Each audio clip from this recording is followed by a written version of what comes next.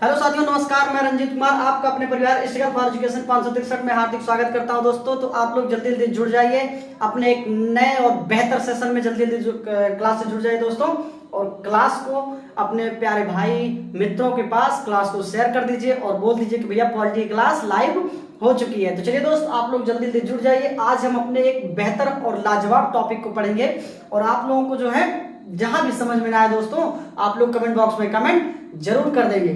ठीक है दोस्त, तो आज हमें जो पढ़ना है भैया क्या है, अटॉर्नी जनरल ऑफ इंडिया। क्या पढ़ना है दोस्त? अटॉर्नी जनरल ऑफ इंडिया, यानी कि भारत के महान्यायवादी के बारे में पढ़ना है। तो भारत के महान्यायवादी से भी एग्जाम में क्वेश्चन पूछे जाते हैं दोस्तों, तो हमने सोचा क्यों ना आप लोगों को ये टॉपिक क्यों ना एकदम छोटे से टॉपिक के साथ करा दिया जाए। ठीक है, तो चलिए जो है हम शुरुआत करते हैं भैया भारत के महान्यायवादी। तो देखिए भाग 5 में जो है इसका वर्णन दिया गया है। ठीक है, भारत के जो महान्यायवादी होते हैं उनका वर्णन जो है भाग 5 के आर्टिकल नंबर 76 में इनका विवरण दिया गया है। अब देखते हैं भारत का महान्यायवादी जो पद है वो संवैधानिक है कि गैर संवैधानिक है। तो देखिए दोस्तों, हम आपको बता दें कि जो भारत के महान्यायवादी का पद है ये क्या है, संविधान में वर्णित पद है। ठीक है, संविधान में इसका विश्लेषण किया गया, एक्सप्लेनेशन किया गया है। ठीक है, इसलिए हम कहेंगे ये संवैधानिक पद है। ठीक है, अब देखते हैं कि भारत का महान्यायवादी का जो पद है वो कहां से प्रेरित है। तो देखिए दोस्तों, भारत का महान्यायवादी जो प्रेरित है वो कहां से प्रेरित है, ब्रिटेन से प्रेरित है। ठीक है, अब भारत के जो महान्यायवादी होते हैं उन्हें क्या कहते हैं, सर्वोच्च विधिक अधिकारी या सर्वोच्च विधि अधिकारी हम कहते हैं। ठीक है, भारत सरकार का जिसे हम वकील कहते हैं।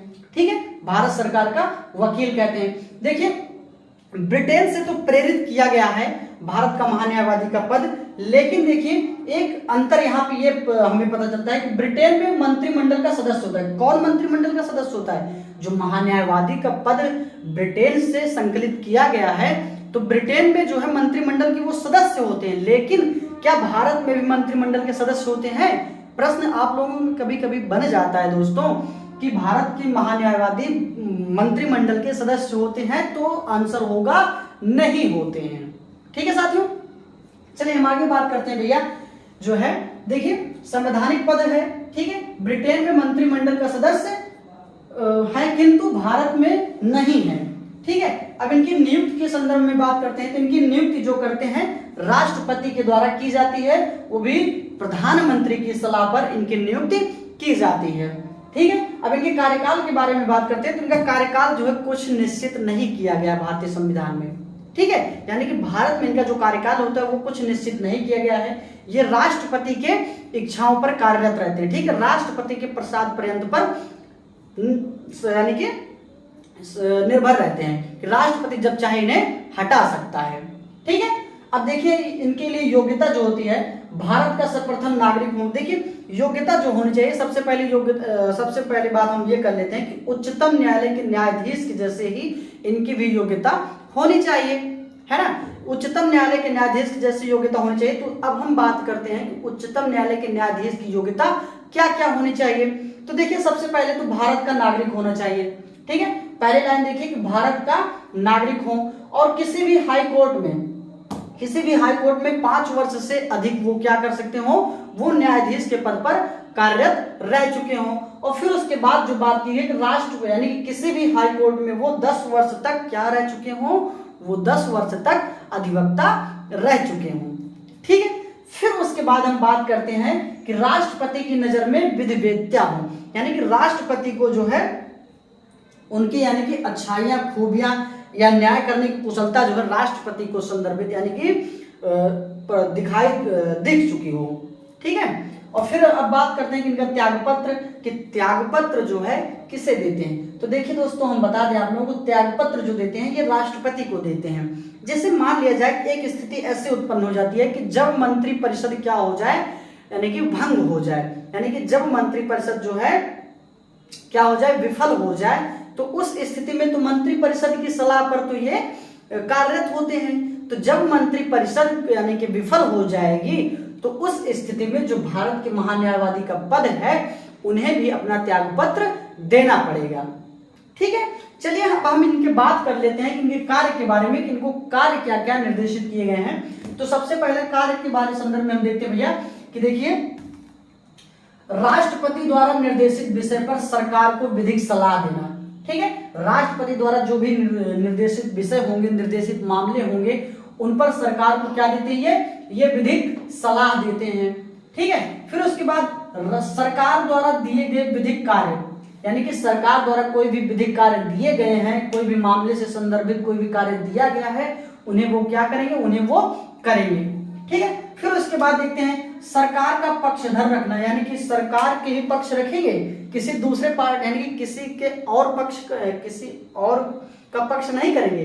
अगर वो सरकार का पक्ष नहीं रखेंगे भैया, तो क्या होगा, उन्हें अपने पद से त्यागपत्र देना पड़ जाएगा। क्यों देना पड़ जाएगा, क्योंकि उन्हें नियुक्ति कौन कर रहा है, उनकी नियुक्ति जो है राष्ट्रपति द्वारा होती है, और राष्ट्रपति किसके सलाह पर करते हैं, जो है पीएम की सलाह पर। देखिए यहाँ पे पीएम की सलाह पर करते हैं। ठीक है, इतना समझ में आप लोगों को। चलिए उनके अधिकार से रिलेटेड जो है एक बार हम देख लेते हैं, उनके अधिकार क्या हैं। तो देखिए, भारत क्षेत्र में किसी भी न्यायालय में सुनवाई करने का अधिकार है। भारत क्षेत्र, राज्य क्षेत्र में किसी भी न्यायालय में सुनवाई करने का अधिकार है। भारत का कोई भी न्यायालय है उसमें वो सुनवाई कर सकते हैं। ठीक है, एक जज के तौर पर। अब तो दूसरी बात करते हैं वहां पे हम कि संसद के दोनों सदनों या संयुक्त सदन में भाग ले सकते हैं। अगर संसद का, लोकसभा या राज्यसभा का कोई भी बैठक हो रही है तो उसमें वो पार्टिसिपेट कर सकते हैं। ठीक है, और उसमें क्या कह रहा भैया, भाषण भी दे सकते हैं। लेकिन अगर मान लिया जाए, नोट करके देखिए लिखा गया है कि लेकिन मतदान नहीं कर सकते।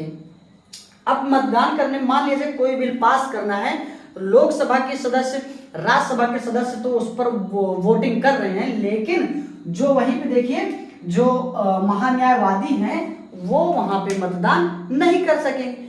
क्योंकि देखिए हम आपको बता दें जो है, क्योंकि आपको मैंने पहले ही बता दिया है दोस्तों कि जो महान्यायवादी का पद होता है वो मंत्रिपरिषद का सदस्य, मंत्रिमंडल का सदस्य नहीं होते हैं, तो इसलिए वो क्या भैया मतदान भी नहीं कर सकते, है ना।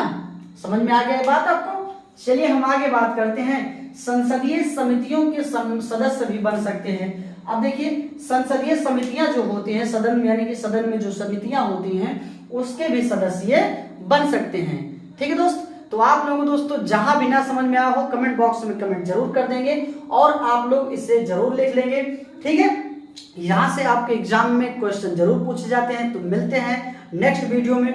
वीडियो को लाइक कर दीजिए, शेयर कर दीजिए और जो भी स्टूडेंट नए हैं चैनल को सब्सक्राइब कर लीजिए और बेल आइकन को पुश कर लीजिए। चलिए मिलते हैं अपने नेक्स्ट क्लास में एंड नमस्कार, जय हिंद।